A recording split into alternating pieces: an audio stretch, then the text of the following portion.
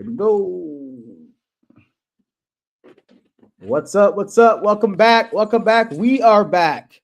Thank you for welcoming us back. Welcome back to the Two Man Front podcast. I know you guys missed us. It's been a minute. We're taking a little break from our podcast duties, taking care of what we need to take care of, our loved ones, work, and everything in between. We hope you guys have been well. Happy March. Isn't today? It's something today. It's Ash Wednesday, something else. Mardi Gras. Is it Mardi Gras today or was it yesterday? I don't know. I think Mardi Gras was over the weekend. Right? Mardi Gras yesterday? I'm not sure. Anyways, welcome back. And we are excited to be back. We got a stacked show for you guys today. Stacked show for you guys today. We're going to be talking about NFL Combine news. We got free agency frenzy. That starts next week. We got some good questions for you guys to answer. Getting ready for that. And of course, hey, we got a little bit of NBA. We got a little bit of NBA talk today because there's a hot topic of who the face of the league is. And I want to get, Fog, I kind of want to get your opinion on this because I've been having a lot of discussion about that over the last few weeks about the face of the NBA, what it means, and who's your face of the NBA. I'm kind of curious about that. But of course, as always, please subscribe to our YouTube channel. I'll put the link up here, and then it's also in the corner where you can subscribe to our YouTube channel, which is growing. We really appreciate that. And of course, leave your comments below. And don't forget to follow our pages, Objectively Biased Sports by The Fog, and of course, your boy Be Easy Sports Entertainment. Follow our pages for all the great sports content, all the content that you need at all. All right, let's jump right into it, Fog. Scouting 2005 Combine, Fog. We were talking about it just now that neither one of us really were into it this year because nobody really showed up for the Combine. There was a lot of guys in sweatsuits, right, and answering questions and backwards hats and all this stuff. But if anything, Fog, who stood out to you in this year's Combine? Anybody you saw just in passing, who stood out to you in this Combine? In all honesty, in the looking at the running backs, Omarion Hampton, I think, did a phenomenal job at the Combine. Running back, and I think he just overall with everything that in all the skills that he participated in, he had one of the highest rankings out of running backs in the last 20 or 30 years. Yeah. Like he really went off the chart, and I think he boosted his level up big time. I wouldn't be shocked to see him go in the second round. I would say Genty, Judkins, and Hampton, probably in that order, are going to be the first three running backs off the board, and I wouldn't have had Hampton there, but he looked like, you watch his tape, he looks good, but how explosive he actually looked at the Combine, it's like, oh shit, this guy, he came in prepared to put on a show, and I think he's going to put on a show in the NFL. I think he's going to have a good NFL career. Yeah, he was one of the guys. This could be the year of the running back in this draft. There's some pretty good backs in this draft. If you're looking for a running back, this might be the draft for you as far as what you're looking for. So I agree. A guy that created a lot of buzz was Bashal Tutin from Virginia Tech, right? He blew the Combine out of the water. And there was a guy that made himself a lot of money. It was him. His 40-yard dash was a 4.32. He was first in that. 10-yard split was a 1.49, first in that. Vertical jump 40 inches, 40.5, first in that. Broad jump was second at a 10.10. So this guy really showed out. I mean, I knew a little bit about him because I'm an ACC guy. I'm obviously a Florida State fan, so I knew a little bit about Bichon. But man, he really, if there's anybody that kind of rose his stock, it was definitely him. Another guy I wanted to mention that I like a lot. I've actually liked him even before the Combine was Xavier Restrepo of Miami. Now, he's a guy that's been at Miami for a long time, had some injuries, but pretty much almost broke every single Miami receiving record. He just, first of all, his build is interesting, right? He's like 5'10", 210, something like that. He's not a big dude, right? So he's a smaller guy, but he's compact, right? I really, really, really, really like the way he runs his routes as far as Just the short spaces, the short burst he has. Cam Ward loved him at Miami, so he was one of Cam Ward's, if not his best target there at Miami. I think he's a guy that can really come in and plug and play. I don't know where he's gonna go, but if you can get him in short spaces, he's a first down guy. I really feel like he's a guy that can plug and play and really do some good things for you, right? So he was the guy that really stood out to me as well, was Xavier Restrepo from wide receiver out of Miami. But folks, there was something that I noticed at this combine. We were talking about it off air a little bit.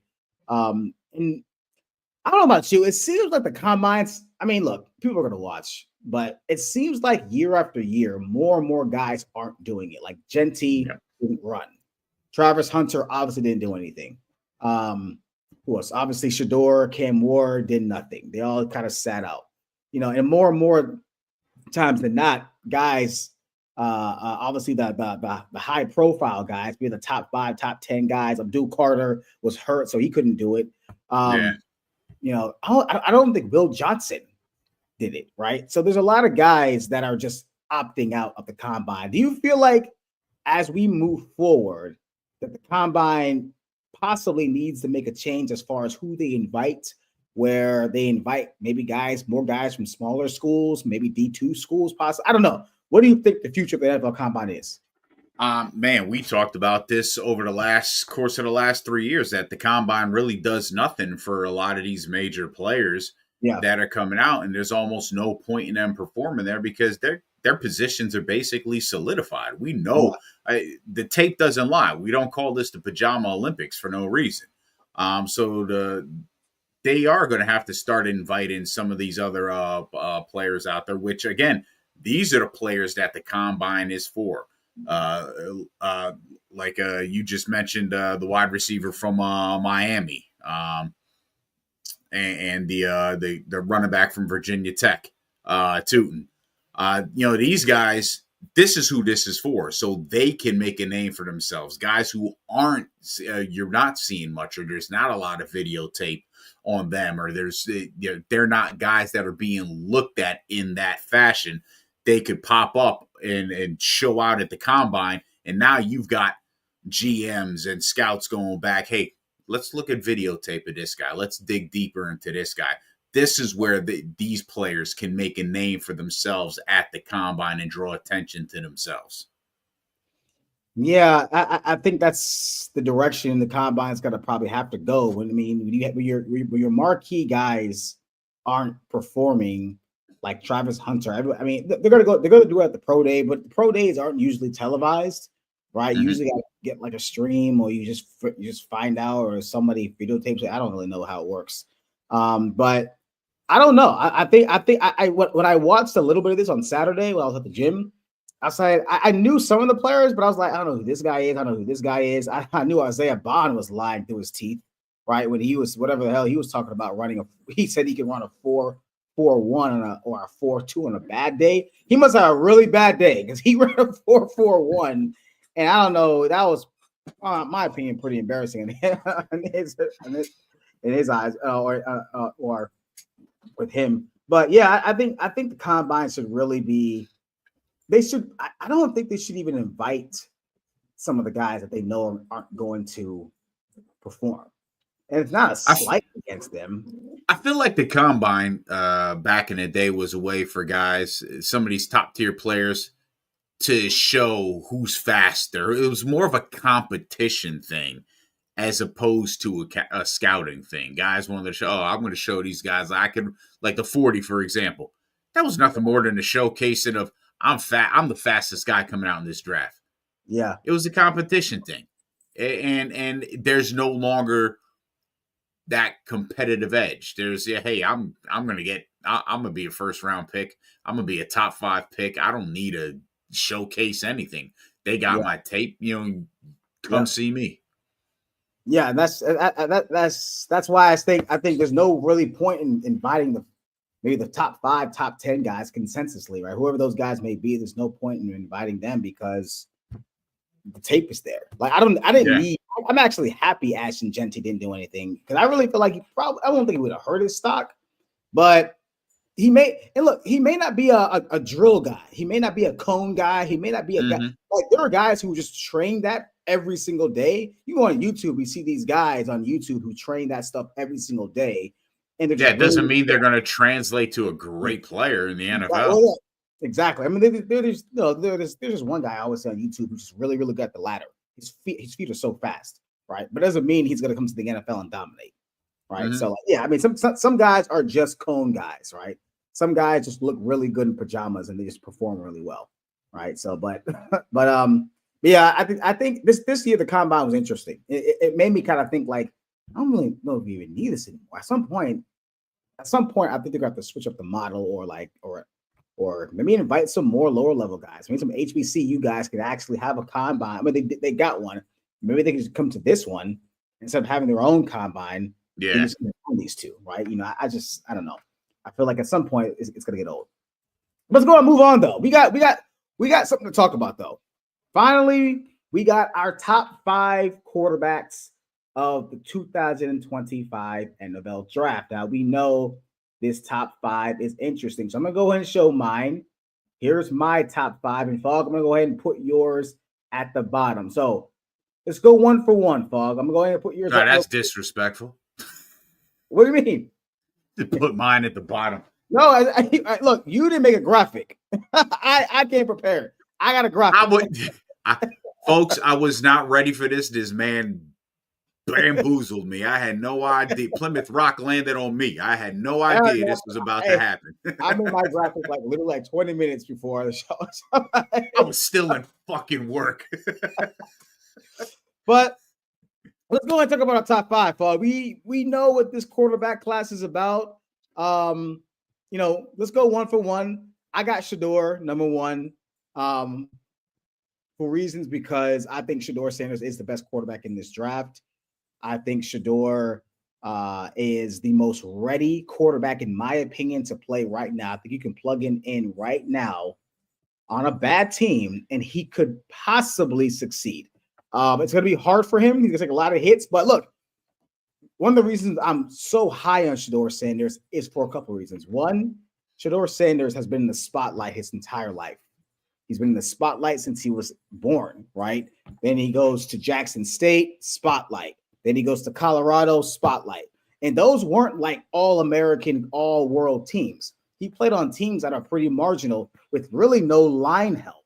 And he still was the most accurate passer in college football, right? He took hits. He stood in the pocket. He's tough. Like the guy, it doesn't really seem like a lot phases Shedeur Sanders, which is the reason why I have him ahead of Cam Ward. Cam Ward, I think, may be more physically gifted than Shedeur Sanders. I think so. But the toughness, the attitude, I hate this word, but the swag of Shedeur, he gets up, he takes a hit, he gets up, and he throws a dot the next play. And that's just, the kid is tough, right? He comes from money. You know he does. You know who he is. He knows who he is, but the kid is tough. And that's why I like him over Cam Ward for those reasons. So go ahead, tell us why Cam Ward is your number 1. More or less what you just stated. He's physically the more gifted player. Unlike he can wow you with his physical ability. He's got the arm strength to stretch defenses vertically. He can ad-lib on the fly. We saw him do it in Miami all season long. Yeah. He's very good running the ball as well. And I think my only issues with him is he's going to have to play catch up. And catch up meaning from the speed of the game, because the NFL speed and college speed are clearly 2 different speeds. And he held on to the ball extremely long in Miami. You can't afford to do that in the NFL. So he's going to have to work on getting rid of that ball quicker. And a lot of that is going to depend on how he processes the game and the speed of the game and understanding and reading defenses going forward, expanding his knowledge on coverages and defensive fronts. So that which is going to essentially help him get the ball out his hand quicker. Both these guys, our top 2 guys, held onto the ball way too long. Yeah. Both of them did. But I will say Shedeur, look, did Shedeur hold on to the ball too long? Yes. but I will give him this. I'll say this, and I've asked a lot of quarterbacks over the last few weeks, quarterbacks who actually played the position, high level, high school, whatever it may be.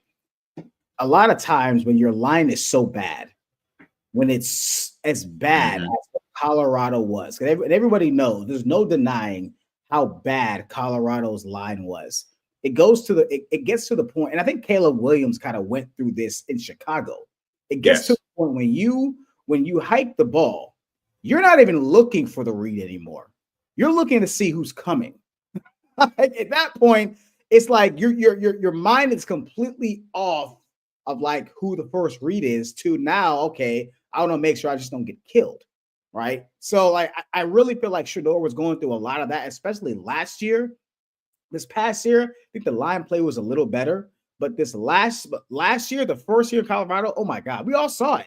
Everyone saw it, how bad Colorado's line was. And what impressed me the most is Shedeur just standing strong in that pocket and delivering some dots. I mean, Shedeur was delivering some dots, man, under some of the most immense pressure. That to me is something you can't. It's hard to teach, right? When his mechanics are sound and he has time, right? I mean, it comes out of his hand pretty well. I like Cam too. That's why he's number 2. I do like Cam. I think he's bigger. I think his arm talent's a little better, bigger, more throwing power or bigger arm, what do you want to call it? Is he more accurate? I'll take Shedeur's accuracy a little more over Cam.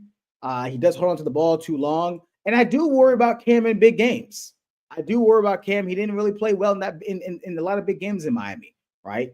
He actually lost head to head to my number 3 guy in Kyle McCord, albeit it was at Syracuse. But he also lost head to head. And really, I think that's what kind of took him out of the ACC title race, is when they lost to Syracuse, right? So there's that as well. But look, we said it. There's 2 guys on both of our lists who are NFL ready, and then the rest are just there. Yeah. So, Paul, let's talk about the rest of our list. Let's real quick. Let's talk about the backup quarterbacks that are going to get drafted.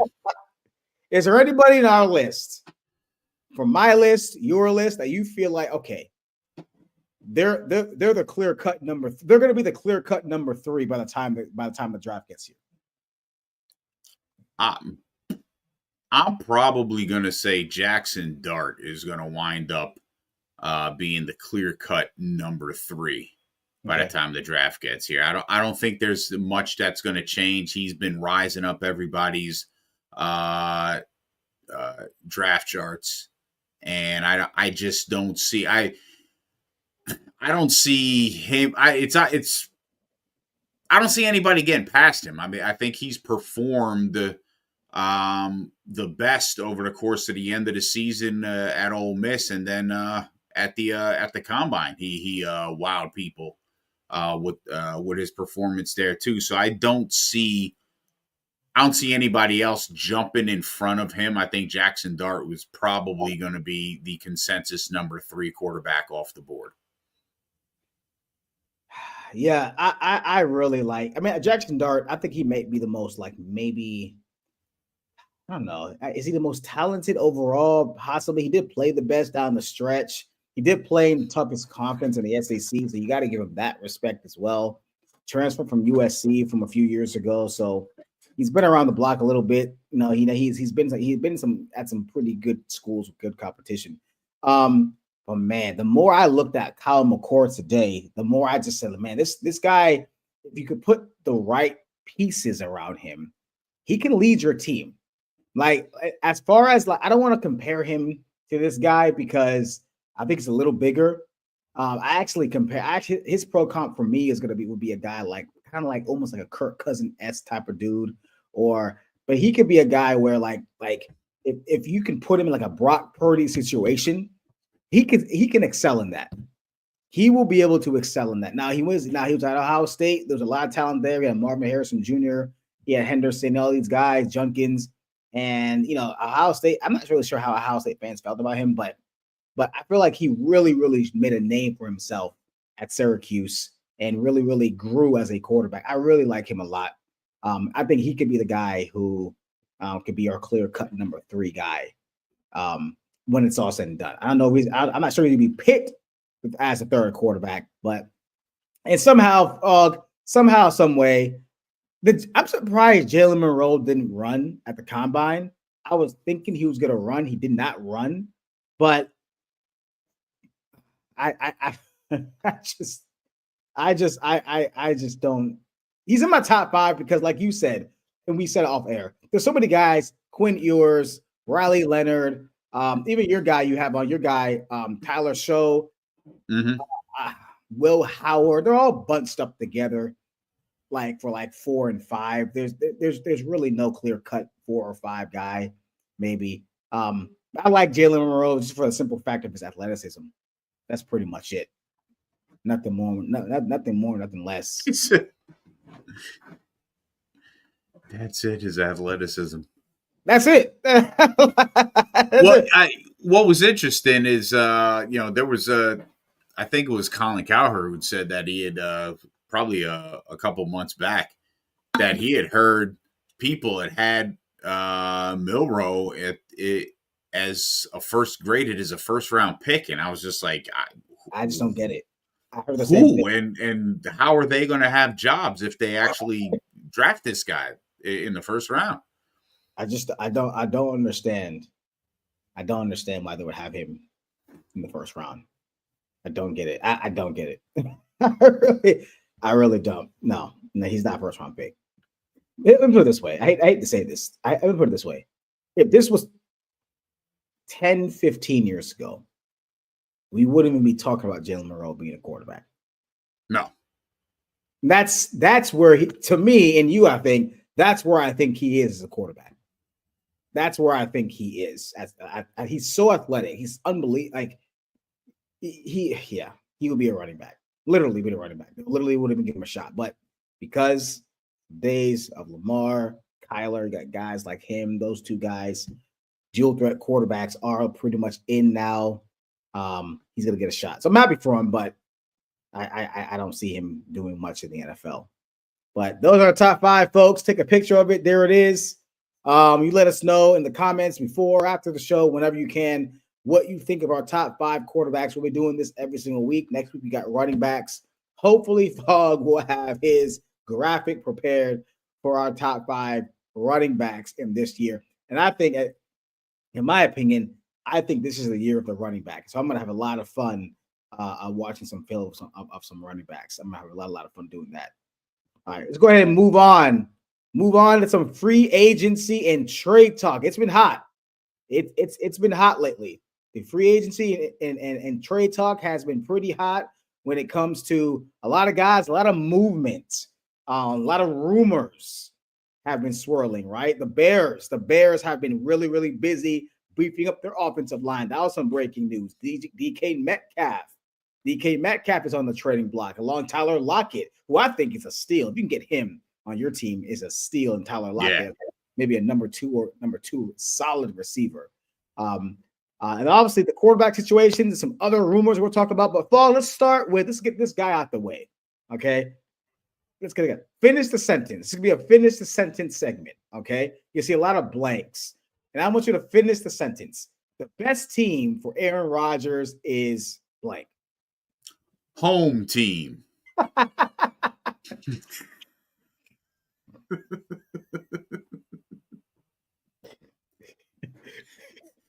You wasn't ready for that one. No, I was actually hoping we were on the same page. And I don't got a team for this dude. It's the couch. That's his second act. His post football. That's the best team for him. There is no team right now that he can go to that is on the cusp of being a championship team. That's going to need him. All those teams have quarterbacks already, so you're not going there. If you think him going, if someone believes that him going to Minnesota is going to be Minnesota's answers to their problems, you're wrong. It's not going to happen. Aaron Rodgers is done. Great career. We get to sit back and see definitely a top 15 quarterback of all time. But yeah, there's no team that's going to take him, or no team that it's worth him going to at this point, that's going to put him in a position that Tom Brady was in or that Peyton Manning was in when they left their respective teams, Indianapolis and New England, to go to other teams to win championships. There's nobody out there for him. And quite frankly, I don't believe he's dedicated to doing that. I think he just did it because he wanted out of Green Bay. And I think he felt that, going to the Jets, who everyone was talking about, oh, this is a team that's right there when he went there. If he could have done something like that with the Jets after leaving Green Bay, that'd been basically a big FU to the Green Bay Packers. And, oh, look what I did for the New York Jets. It was all ego driven. There was nothing else.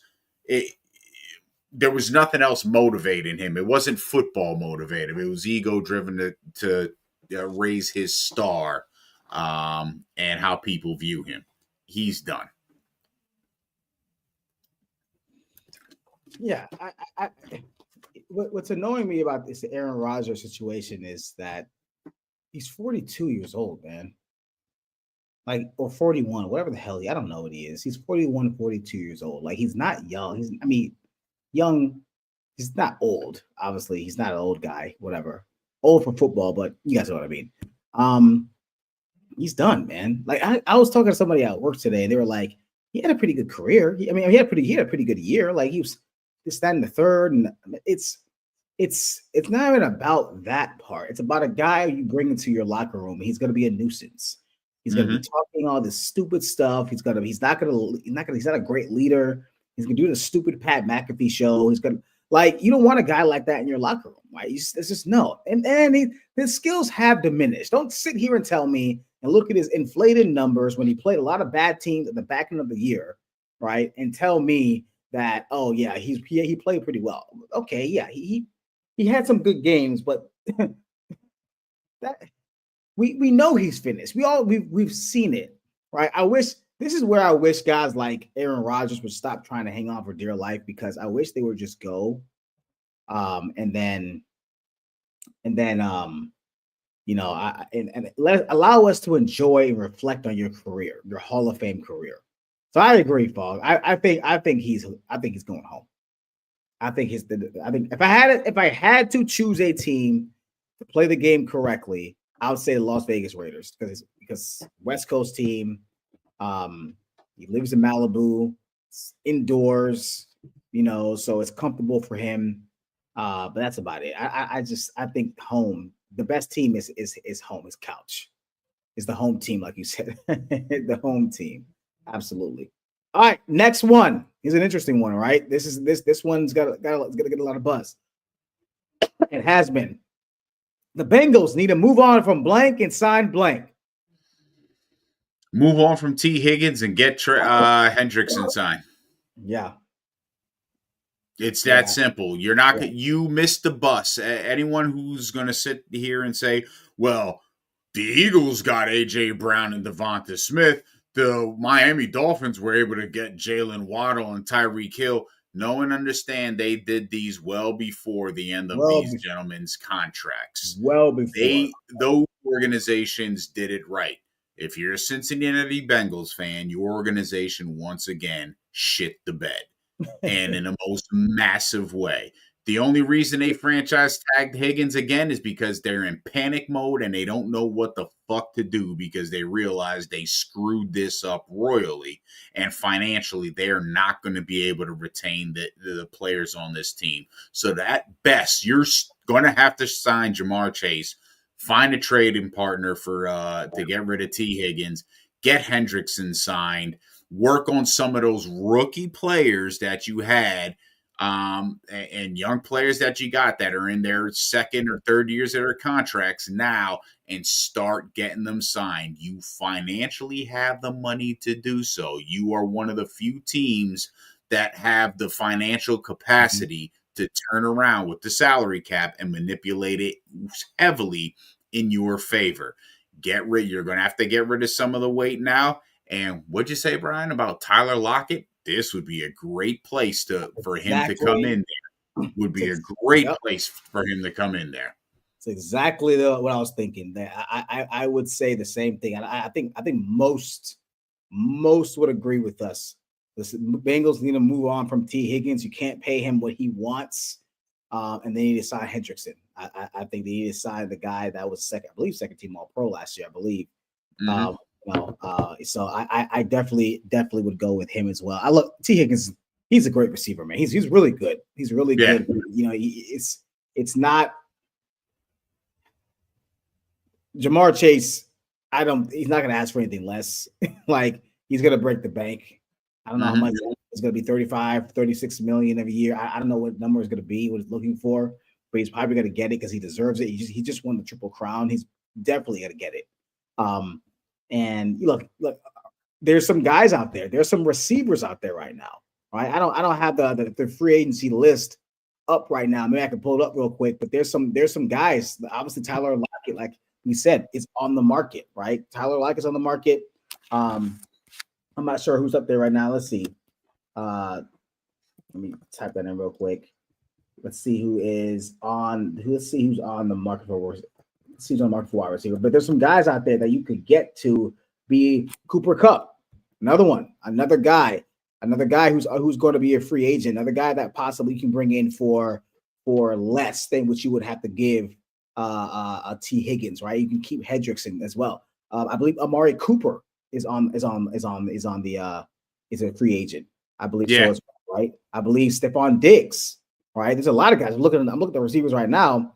Chris Godwin, I think, is a free agent too. Chris Godwin. I mean, there's some guys. Christian Kirk was just released not too long ago. Man, Christian Kirk fucked the whole market up.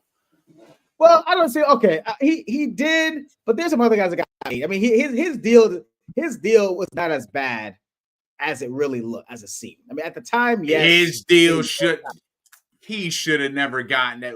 How, man? Him and Galladay screwed everything up.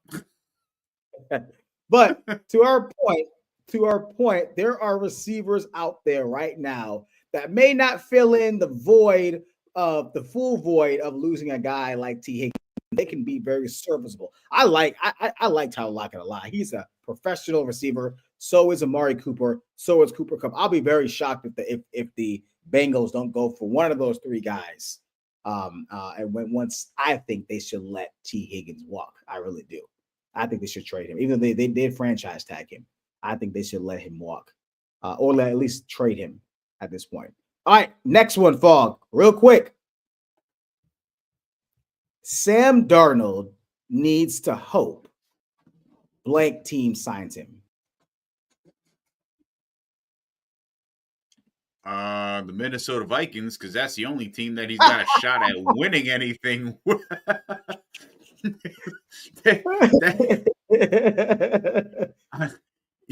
If he goes anywhere else, it's just going to be the same old Sam, because wherever he winds up going is going to be a team that is not going to be in contention for anything. And it's going to be a team where they're going to be rebuilding. They're going to need a stopgap quarterback. And guess what? Darnold does. I don't think Darnold wants to be I didn't realize he's only 27 years old. But I don't think I just don't see any other team that needs a quarterback that is going to be able to build around him. Oh, okay. I was like, really? This is the playing team that need quarterbacks, but I know what you mean. No. Yeah, that's going to be able to build around him in the next, at least within the next 2 to 3 years, be in contention. I mean, there's a couple of teams out there right now that you look at them, maybe the Patriots, but they got Drake May. They're not going to go in on him. We're talking about the Raiders, but they've proven to be a completely dysfunctional organization year in and year out. So, building around him, are you going to build a winner around him? Yeah. So yeah, for him, if Sam needs to hope that the Vikings re-sign him. Yeah, I mean, but I think that ship has sailed. They don't want to resign Sam Darnold. I honestly don't think they had any intention of resigning Sam Darnold, unless the only way they resign Sam Darnold is if he made the NFC title game last year. And I think that at that point you kind of have to resign him or at least franchise tag him, because you can't justify the guy got you to the NFC title game, and if he won it, and if they went to the Super Bowl, there was nothing that Sam Darnold probably could have done except that to be on the team. They drafted JJ McCarthy in the top 10, like number 6, right? So they had no intention of signing Sam. To me, he Well, had a no, great year. they didn't. But here's the thing: you've got a JJ McCarthy who 2 injuries now. You don't know what kind of product you're going to get from him. You actually could throw McCarthy out there and he could shit the bed. He could. I don't think you will. I don't think you will. I don't think. No, I don't think he will either. But I think you're going to have some growing pains at the start of the season. You're going to look like the Cincinnati Bengals do every year. Yeah, but I think they'll be okay with that because he's a rookie, and he's someone they can groom and grow, right? And they must like him a lot. They must see something in him, right? So, but I think the best to answer the question, I think the team that he should hope signs him is a team that is kind of somewhat already put together. And honestly, God help me. I think we might be the best team. The Steelers might be the best team for him, because we have a team that's already put together. Yeah. Sam is not going to be able to go to the Giants and uplift the Giants. It will be shit show 2.0, just in a different color uniform in New York. I don't like him. I don't like him in Las Vegas. I know there's a USC connection there with Pete, but the team is just not good enough for him right now. In my opinion, it's just not good enough. Those are pretty much the only really teams that are out there left. I mean, Minnesota's obviously an option, but I don't think Minnesota's going to give him a fair deal. I think Pittsburgh is probably the best team for him because we're already ready to go, right? Yeah. Playoff team. We got a great defense, sometimes good, but great. Offensive line still needs some help, but I think it's not horrible, but it's better than what it was. Obviously, it's getting better. We do need a running game. So I do. I think that would be a good fit, but he needs to go to a team that's ready to go. He can't go to a team that's broken, right? No. He'd be good in Miami. He would be. But honestly, in all seriousness, he would. He probably would be. No, he would. No. But they got a quarterback already, so leave him alone. All right. Next question. A couple more for you. DK Metcalf. Now he just requested a trade. It sounds like the Seahawks are pretty much going to start from scratch, at least from their skill positions. They're going to keep Smith and Jigma, Jackson Smith and Jigma as their number 1 receiver. DK has asked for a trade. It's fog. DK Metcalf will be a great pickup for who? There's 3 teams that I had in mind with DK. One of them they were already talking about, the Green Bay Packers. That would be huge. Oh, huge. Yeah. For Jordan Love, giving him a nice target down the field, a guy that could stretch the field and open things up for the intermediate routes for guys like Watson and Reed and Hicks. Your team, the Steelers. Whew. That would help so many things because Pittsburgh just doesn't have a receiver. We don't have a number 2. But I think there's too many free agent wide receivers out there for us to make a trade like this. I think the Seahawks are going to want a lot. Oh no, they are going to want a lot, but again, it's a receiver. I think they were looking for a first round from the Packers. Why would you give up a first round? Hell no. They just what's his name just got traded for a 5th round. Debo. Well, that's a little different though. I feel like Debo's value was taking a hit like every day. He wasn't traded, right? Yeah. I mean, he wanted out. He apparently, you did. I don't think you knew this, but he sold his house like a month ago, Mm-hmm. right? He knew he was leaving. Like, so he knew he had no intention going back to San Francisco. So I think a third is appropriate for DK. He's low key productive. Yeah, he is. He hasn't had less than 900 yards since entered the league. So he's got production there. He's not some guy that kind of is inconsistent. He's got production there. Not a big jump ball guy. It's one of the reasons why I'm not super high on him. He's not a guy that's gonna go up and get it. He can run away from you, but he's not a guy that's gonna go up and get it. And some breaking news: Chargers just released Joey Bosa. It's going on my phone right now. Oh. So Joey Bosa is also on the free agent market. Well, that's not a surprise. Not a surprise at all. I just saw it on my phone. Not a shock. Not a shock at all. But you could add. But that could be a good ad somewhere. That could be that's another team. The Chargers could use DK Metcalf. Chargers could use DK Metcalf. Yeah, 100%. 100%. So I would say I like your teams. The Chargers. I like the Packers. And I like the Steelers. I do. Another team that I do like, which again, because I think this team just hates their quarterback for whatever reason. I'm always going to link receivers to this team. It's the Baltimore Ravens. The Baltimore Ravens can use him, but they hate Lamar Jackson. So I don't think they're going to make. I just don't see the Ravens doing that. I think they like little tiny receivers running little gadget routes. I don't understand the issue. I don't get it at all. But I think he would be a great fit in Baltimore. All right, this last one, Fog.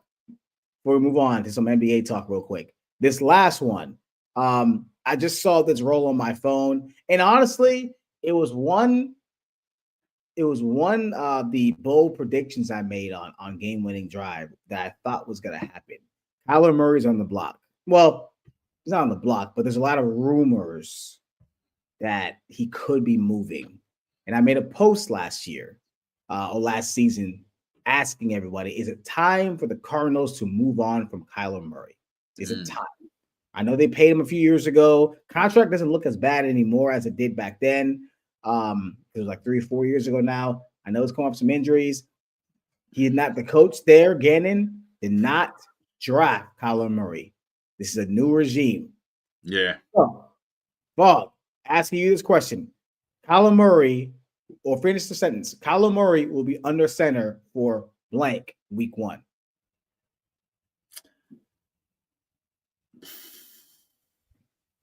I'm still going to say the Cardinals because I don't see them trading him. I don't see anybody really trying to trade for him because Arizona's going to want value for him. And I just don't think the value's there. The value that they're going to want, the draft value that they're going to want for him, I don't think they're going to get it. No? What would you give right now if you're a team in need of a quarterback?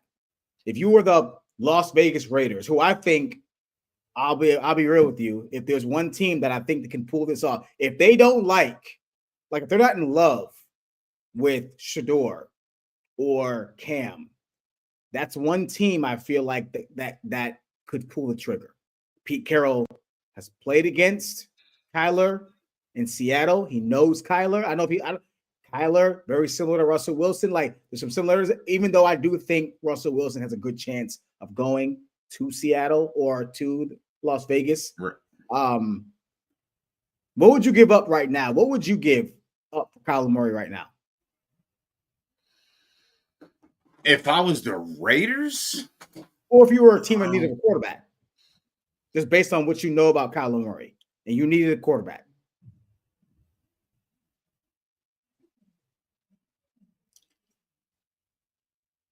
I'd probably be willing to come up off of a 3rd or a 4th round pick. Wow. So you think Kyler's a 3rd or 4th round value?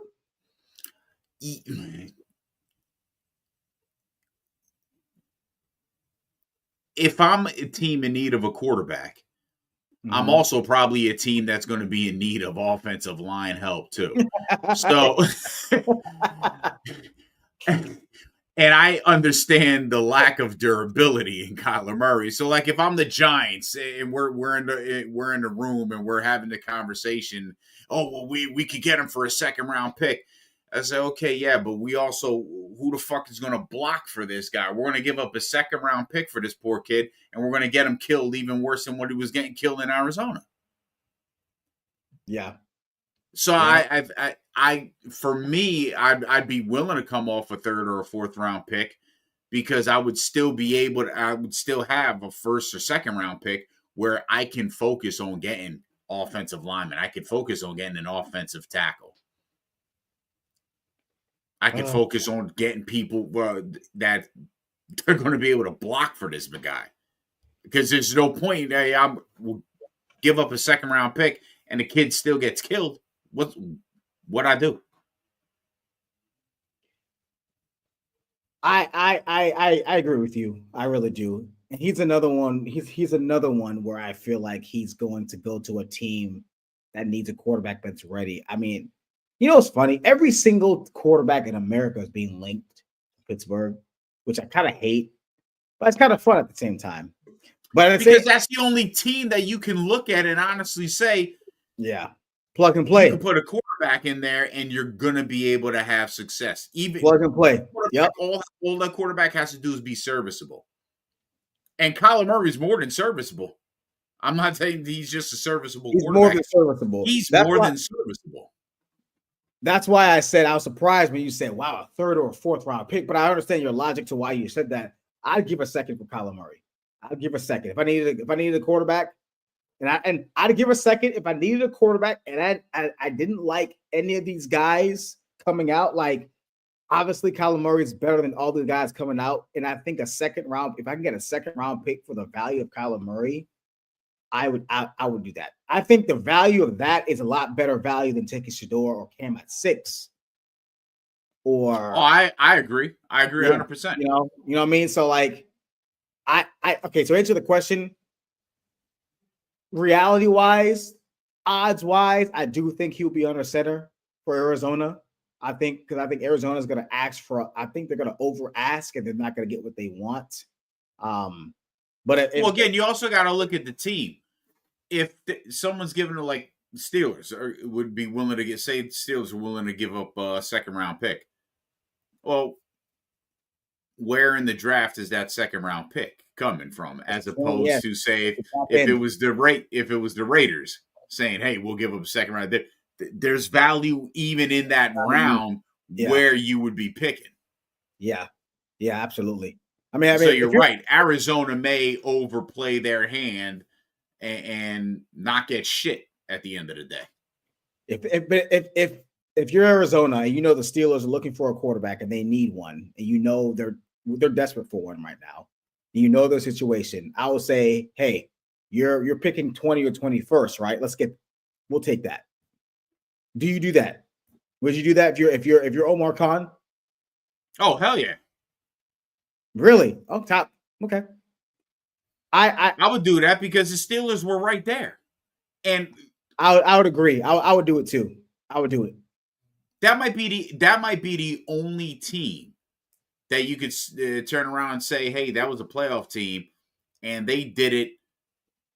They did it with makeshift players at the quarterback position. Yeah. I mean, Kyler's still young. I think he's 26, 27 years old. No, I agree. I would do that too. I would do that. But I think we both agree that realistically, I think Kyler Murray is still going to be a Cardinal. He's being linked to the Giants, by the way, which I mean, if I'm him, I'd be like, I'll take a pay cut. I'll take a pay cut. I'm a millionaire, right? I'll take a pay cut. Don't send me over there. Don't. Matthew Stafford said the same. He's like, don't send me over there.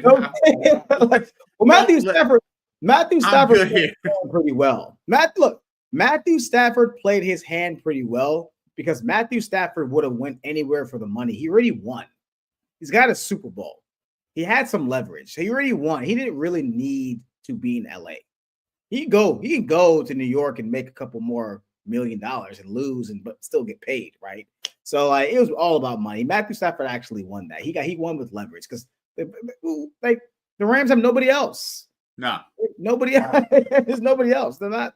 No, they have nobody else.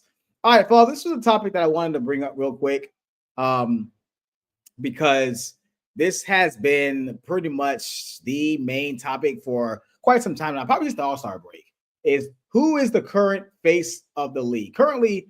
Who is the current face of the NBA, right? And there's been a lot of talk about what LeBron has said. Well, I actually kind of started with Anthony Edwards, where he said he didn't want to be face of the league. And LeBron kind of chimed in and explained to why he didn't want to. And LeBron chimed in and said there's too much criticism. You know, it comes with a lot, this, that, and the third. So I'm going to ask you, Fall, real quick. I'm going to ask you, who is, in your opinion, the face of the league right now and why? And to second that question, to you, what does it mean to be the face of the league? I don't know who the face of the league is in the NBA. I don't know. The NBA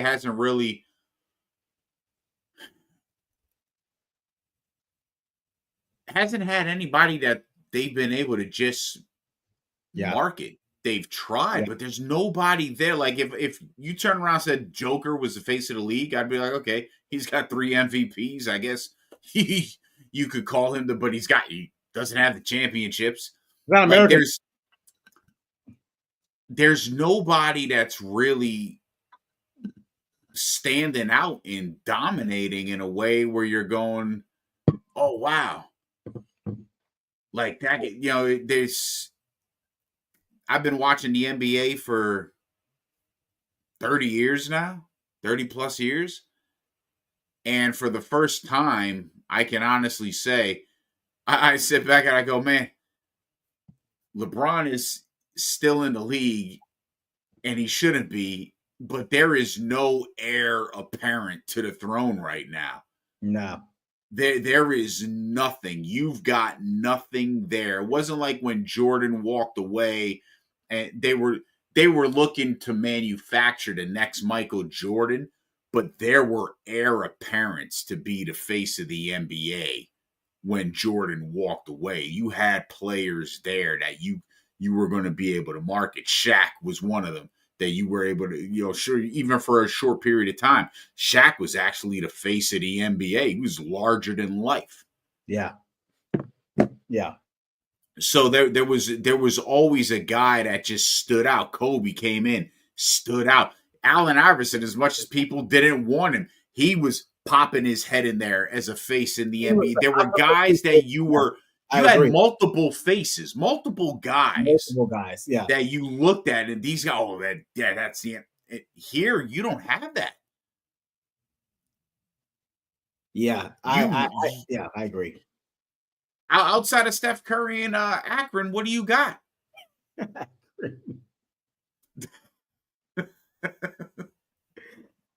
It's kind of telling, man. So who do I think the face of the league is right now? It's still LeBron James and Steph Curry. Maybe you could even throw in Kevin Durant. This is still their era, but it's not a good thing, and it's kind of telling, and maybe even like a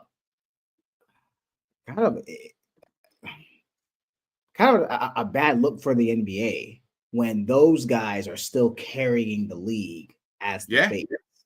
That's not a good thing when people are still clamoring over guys who are in their 40s and late 30s, right? I've always said the NBA has done a poor job marketing some of these guys you see on the screen. I understand that I get the NBA, wants an American player. I get they want a guy that is very interesting, but the guys who are most interesting, the guys who have the personality are not American, right? They're not.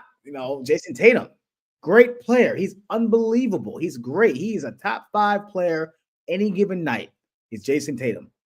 He's not going to bring me to my seat. He's not going to make me want to go watch him. He's not the guy that, I don't want to say he's not marketable because he's in commercials, but he's not a guy that pops on your screen as far as his personality or even his play, right? like Jalen Brunson, I think he's a lot of fun to watch. I think him playing in New York helps him a lot. I really do. I think him playing, but he doesn't really wow us with his personality either. I mean, it's hard, but I will say this: the NBA doesn't do a great job at promoting these other guys on the screen. They don't do a great job at that. They just don't, right? They have done a poor job at that because they've been clamoring Steph Curry and Kevin Durant and LeBron James for years for good reason, but they haven't really done a great job at really ushering these new guys in. So the minute LeBron James retires or Steph Curry retires, I don't know who those guys are going to be, who those American players or those guys are going to be who are going to carry the torch. I really don't. I don't know who those guys are going to be. I just don't. I mean, obviously Luka's going to be there, so I think Luka has a good shot. He plays in LA now. I think Shea has a good shot, but playing OKC is going to hurt him a little bit. Jalen Brunson possibly if he can, make a deep run in the playoffs. Anthony Edwards has already said he does not want to be the face of the league. He's already said it, and for good reason. He knows why. I know why. He's not a guy that wants to be that guy, the commercials and, say all the politically correct PC stuff. He's not that guy, right? So I don't know. You don't have to be that guy. Charles Barkley wasn't that guy, yet Charles Barkley was a face of the NBA. One of the, you're right. You know what? You're right. He was one of the guys. He was one of the faces in the early 90s. It was Barkley, it was Jordan, it was Magic.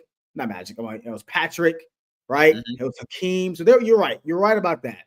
You're right about that. But I do think that I was young at this time, but I will say this. Well, no, I can't say that. You're right about that. Charles. But Charles, here's the thing. Charles was a little more likable as far as who he was personality-wise. I think Anthony Edwards is likable as well, but he's a different type of likable. I don't want to get too deep into the weeds of that, but it's a different type of likable that the NBA, it's kind of hard to market that when a guy is not taking responsibility for things that he has done when it comes to his personal life, right? Yeah. The NBA can't market that. It's tough, right? Especially in this day and age, in this climate, right? It's different in the early 90s than now, right? So, and I think Anthony Edwards knows that. Anthony Edwards, I've been saying for a long time, he's unapologetically Black, and the NBA not really sure they're ready to kind of hook on a guy like that, especially with his type of personality. Because I think Jaylen Brown's the same way, but Jaylen Brown, total opposite of Anthony Edwards. But again, yeah. Not the most marketable guy as far as bringing seats to the table. Like it's basically the NBA means two things. This is why I think it's Steph Curry, right? It's Steph Curry, in my opinion, right? Is the face of the NBA. It's two things. You're likable. Okay. You're likable and you have a magic talent, right? You're somewhat relatable to the people who are watching you, right? Oh, I can beat Steph Curry. He's small in stature, great story. Came from Davidson small college. He came from that, and now he's arguably a top 10 player of all time. His story is great, and he's the greatest shooter of all time. You can market the hell out of that. And he's a family man, never been in trouble. I think LeBron James is kind of on that trajectory as well, right? But I don't think LeBron James is as likable as Steph Curry. But I do think LeBron James is definitely one of the faces. I think Steph Curry is the face because of that, because of the reason I just mentioned. So it's a very, very interesting concept, but it's telling to the NBA that right now, 36, 37-year-old Steph Curry and 41 and 42-year-old LeBron James are still carrying the torch for this league.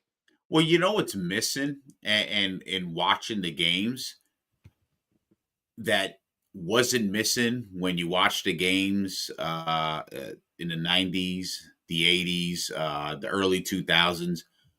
Can I guess? Go ahead. Rivalries. Yes. Yep. Yeah. There were rivalries there, and those players, even when they weren't playing against each other, on their nights that they were on, it was showtime. The dominant players dominated night in and night out in a way that it was always broadcasted. Kobe Bryant brought it every fucking night. Allen Iverson was on you every single night. Every night. Shaq, Penny Hardaway when he wasn't hurt. They were on. It was a different type of game. There was a different type of I don't know, I guess veracity with the players than what you see now. Now it's like, okay, the guy's on, or they just don't. You said it. They don't pop. They're not exploding on. You're not sitting there watching the game and going, "Damn, this guy's incredible." It's like, oh wow, he put up those numbers. I would have never guessed it watching this goddamn game. I would, because it didn't look dominating at all. It looked different, yeah. No, I agree. The lack of rivalries right now in the league. I mean, everybody's hoping and praying for a Steph Curry, LeBron James matchup in the playoffs. I mean, that's going to draw unbelievable ratings. So like the rivalries aren't really there. You're right. There's no beef or rivalries with players necessarily. That's not there. There's no like. No, everybody is kumbaya, and let's shake hands. You get more vicious play at a playground on a pickup game. Well, it's just the storylines, and I was telling my friend about this. Storylines mean a lot in the NBA because you can see their faces. Yes, right?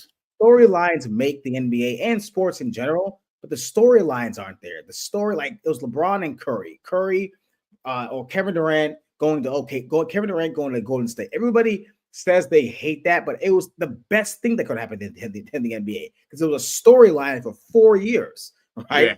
LeBron James making the finals for 8 straight years, going to Miami and the decision and all this other stuff, like Steph Curry becoming like one of the faces of the NBA and doing what he was doing, the 7-3-9 Warriors and so many things. Kevin Durant, I mean, what Russell Westbrook's run. Like there was so many great storylines and personalities that went along with these games. They're not there right now. They're just that's what the storylines aren't there. Right. And maybe organically they will happen as time goes on. Possibly. We'll see if that can happen. But I think that's what the NBA is missing. Because at the end of the day, sports is a television show, and we want to be entertained that way. It's a television show. It is a television show, and that's why there's ratings, and then we want to be entertained in that. And obviously we want to see good basketball too. But at the end of the day, it's a television show. So it looks like we're pretty on board for that. We're pretty on the same page for that. But that's gonna do it for us. That's gonna do it for us, guys. Want to thank you guys for welcoming us back into your homes. Two Man Front is back, absolutely back, and we will be back next week. We're going to talk about top 5 running backs of the NFL draft. We'll have our graphics ready. Again, please don't forget to subscribe to our YouTube page. And if you are not, please don't forget. We want to thank everybody for watching, for where you were. Thank you for leaving the comments on YouTube. I don't know why they didn't show up here, but I figured that out because there were saw a lot of comments on YouTube down here, but I figured that out. Thank you for those who are leaving comments though as well. Really, really appreciate it. Next week, we're talking about NFL top 5 running backs, and then also free agency does start next week. So we'll see. We'll get that tracker started and see where these dominoes fall as the NFL offseason continues to get hot. But that will do it for us. And of course, subscribe to our channels, subscribe to our YouTube, subscribe to our channels. Of course, I'm BZ Sports and Entertainment. Subscribe to that. And of course, I'm definitely Bias Sports for all the news you get, for all the news you need for all the sports that you get. That will do it for tonight. I am Be Easy. That is Before the Fog. And we'll see you guys same time next week.